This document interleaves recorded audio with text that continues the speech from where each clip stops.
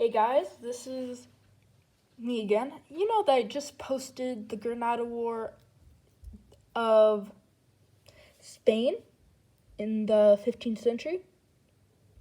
Now I'm doing the Granada War in the Caribbean because I just couldn't help but resist doing this. Because this was a invasion that probably your father or grandparents have heard about. So let's dive in. The U.S. invasion of Grenada was an invasion by the United States and 6 other Caribbean countries.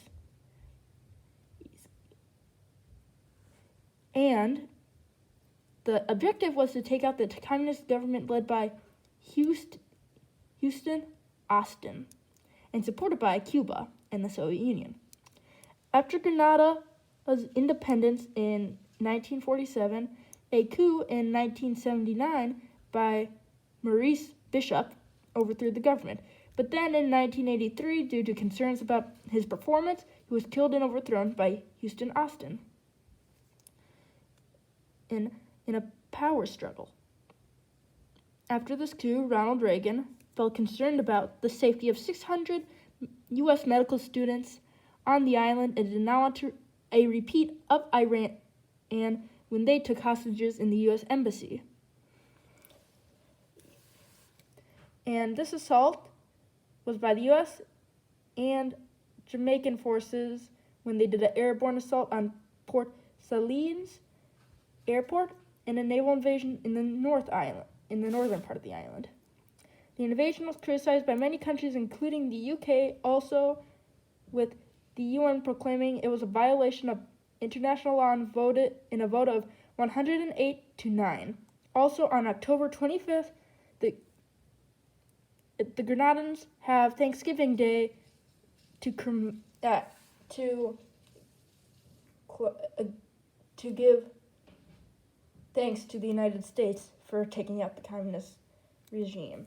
So, let's get into more specific about the invasion. On the first day, the 25th Ranger Regiment captured Port Saline Airport along with the 82nd Airborne reinforcing them, right here.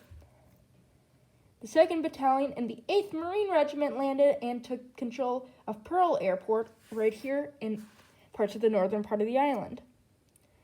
The defenders had about 1,500 men in their defense force. Cubans sent troops that were forbidden to surrender. U.S. Navy SEALs captured Free Granadan radio station, which started a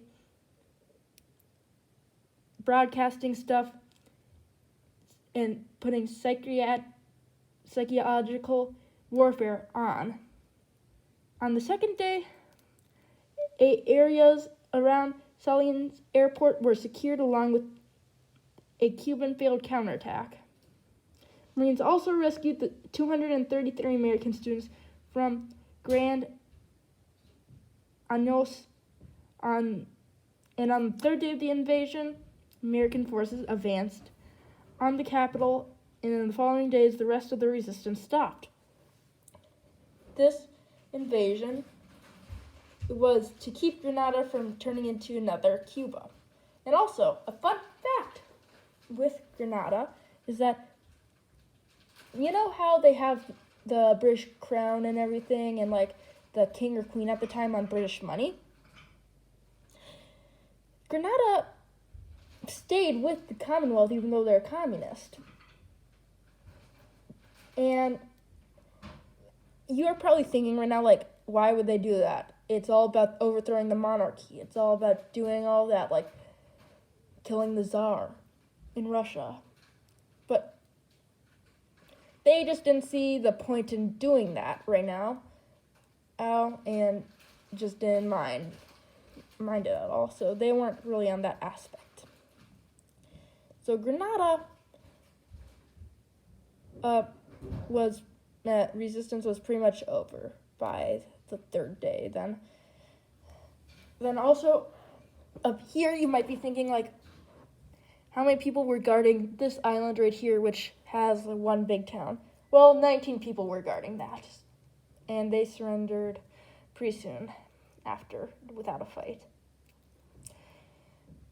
Right, and Granada now is a nice nation, a nice vacation place. So whether you would have invaded Granada or you wouldn't have invaded Granada is still a controversy, and